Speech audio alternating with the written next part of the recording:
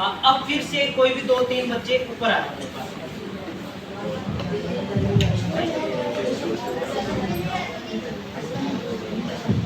अच्छा, एक प्रॉमिस और है, मैं कुछ पूछूंगा नहीं, पेपर नहीं लूंगा, यहाँ आ जाओ, कुछ करके देखेंगे और चीजों को सीखेंगे, ठीक है?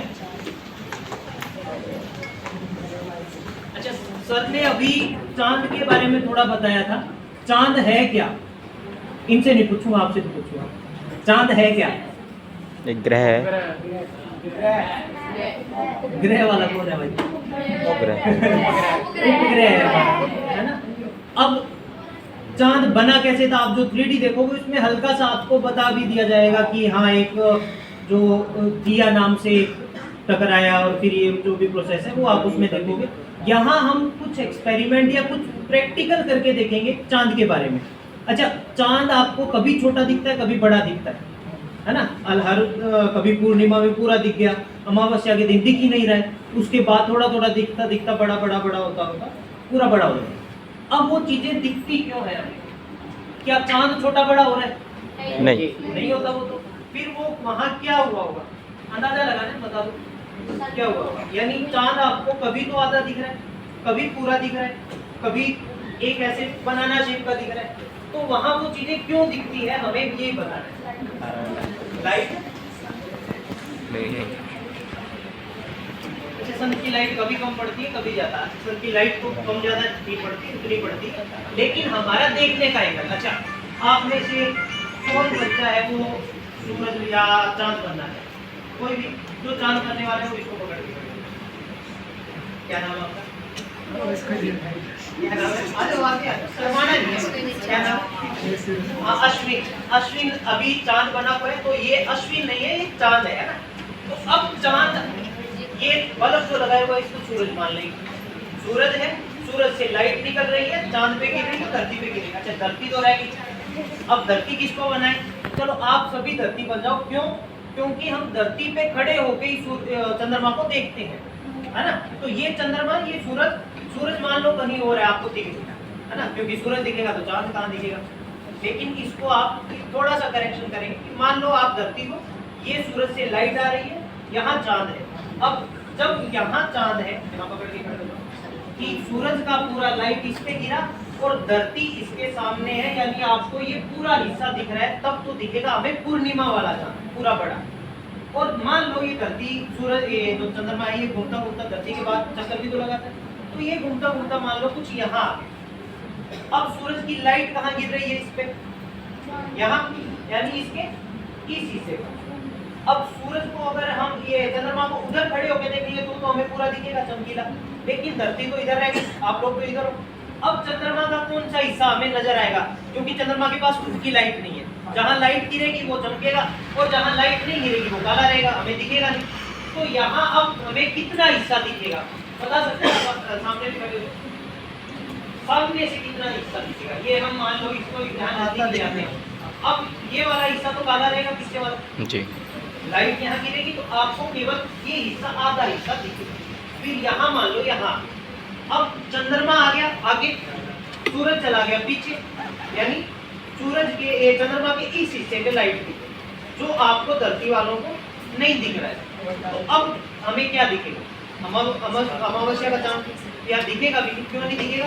क्योंकि जो हिस्सा पूरा शेडो वाला है, काले रंग वाला है, जहाँ लाइट है ही, वो हमें अभी दिख रहा है धरती, है ना? तो ये फिर ऐसे घूमता रहता है और हर पोजीशन पे अलग अलग हम जो देखते हैं 15 दिन में छोटा बड़ा ये हो रहा है। तो वो इसी जो रिफ्लेक्शन ऑफ लाइट हमारे आंखों तक पहुंच रही है चांद से टकराने के बाद, उसी के ऊपर बेस्ड है। अच्छा, एक चीज ये हमने डिफरेंट फेजेस ऑफ मून, इसके बारे में आप स्कूल में जाके और थोड़ा पढ़ोगे भी, ये असल में होता कि साइज कैसे कैसे बड़ा हो रहा है, छोटा हो रहा है ना? अब एक चीज और हम करके देखेंगे। ये तो था फेजेस ऑफ मून का। अब आपने एक चीज जरूर सुनी होगी कि हमें केवल चांद का धरती से एक हिस्सा दिखता है, जिसे हम नियर साइड बोलते हैं, है ना? अब वो एक ही हिस्सा क्यों दिखता है? जो पूर्णिमा के दिन आपको चांद दिखता है, लगभग वो हिस्सा होता है। तो वो एक ही हिस्सा क्यों दिखता है? बता, हाँ अब बताइए।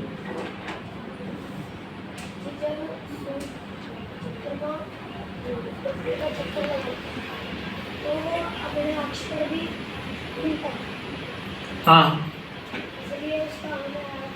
पहले तो बच्चे के लिए तालियां होती हैं, बताने में बड़ा बढ़िया।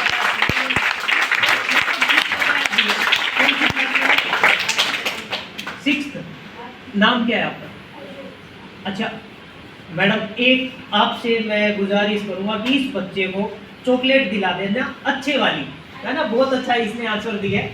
हाँ, तो जो ये अभी भाई बता रहे हैं कि वो अपने ऑर्बिट पे भी घूमता है और ऐसे भी अपनी एक्सिस पे भी घूमता है। अच्छा, एक चीज और कि मान लो सूरज है और धरती अपने पाथ पे घूम रही है, यानी पूरा एक चक्कर अपने ऑर्बिट पे धरती कितने टाइम में लगाएगा? 365 दिन।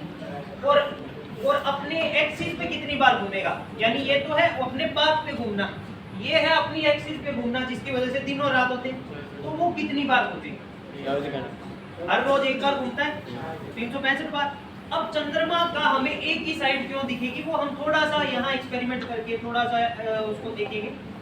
मून कौन बना था पहले? तो धरती अब की बार आप है ना?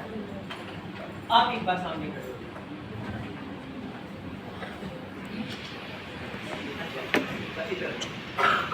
हमारी धरती क्या कर रही है? ऐसे घूम रही है अपने एक्सिस पे, तभी तो दिनों रात होगा। और दूसरा चंद्रमा, चंद्रमा दो काम कर रहे हैं। एक तो वो धरती के इधर घूमेगा ऐसे, दूसरा वो अपनी एक्सिस पे भी घूमेगा। दो काम हो रहे हैं।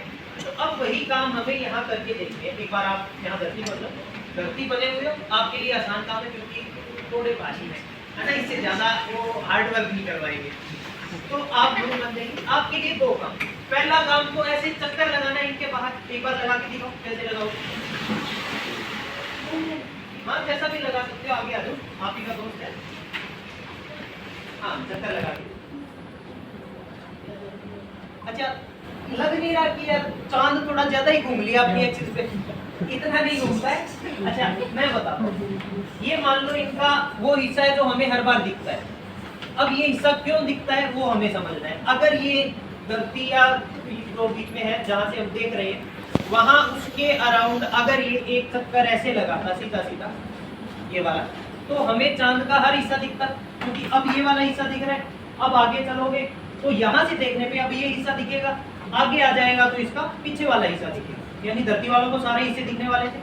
पर चांद अभी क्या कर रहा है? वो ऐसे तो चक्कर लगा ही रहा है, उसके साथ साथ ऐसे घूम भी रहा है अपने एक्सिस पे। और उसके घूमने की जो है वो गति है, वो अपनी एक ऑर्बिट पे चक्कर लगाने में केवल एक ही बार अपनी एक्सिस पे चक्कर लगाएगा।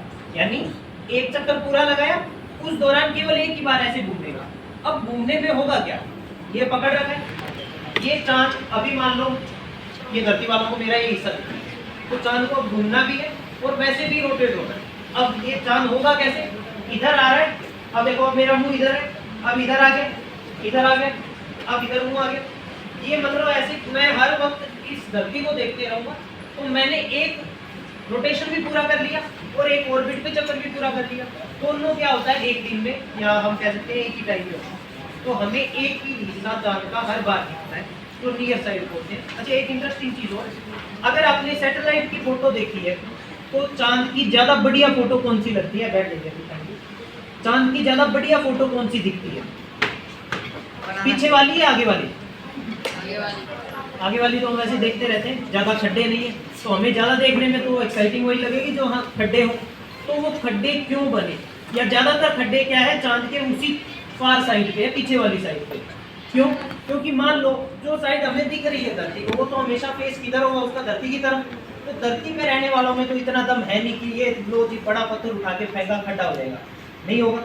तो जो भी आसमान से एस्ट्रॉइड वगैरह उनका पिंड वगैरह उड़ते हुए आएंगे, वो गिरेंगे कहाँ? वही हिस्सा जो पीछे वही खड्डे होंगे। अच्छा, चांद से अभी थोड़ा एक बार हम हटके लिक्विड नाइट्रोजन के बारे में थोड़ी बात कर लेंगे। चांद के बारे में दो तीन चीजें हैं जो आप घर पे जाके सर्च करोगे। जैसे हमें आसमान धरती पे कैसा दिखता है? अभी ऊपर देखोगे आसमान कैसा दिखेगा? नीला। नीला। और अगर मान लो आप में से कोई एस्ट्रोनॉट बन गया और चंद्रमा पे गए, वहां से अगर आसमान देखोगे तो कैसा दिखेगा? काला। क्यों? क्योंकि मैं ये घर पे जाके ढूंढना है। हल्का सा हिंट दे देता हूँ, स्कैटरिंग ऑफ लाइट है ना। और इसके अलावा और भी चीजें, वायुमंडल जैसे हम धरती पे खड़े होंगे कितना वजन होगा, वहाँ कितना होगा, धरती पे कूदेंगे क्या फर्क पड़ेगा, वहाँ कूदेंगे कैसा होगा ना। तो ये सब छोटे छोटे कंपैरिजन आप घर पे जाके एक बार नेट से सर्च करो, टीचर से पूछो, ये आपके लिए टास्क है। अभी थोड़ा सा दिखने में एक्साइटिंग लगे या कुछ अच्छा, मैं आपको यहाँ करके दिखाऊंगा। हमारे आसपास सराउंडिंग में सबसे ज्यादा अमाउंट पे गैस कौन सी है? नाइट्रोजन।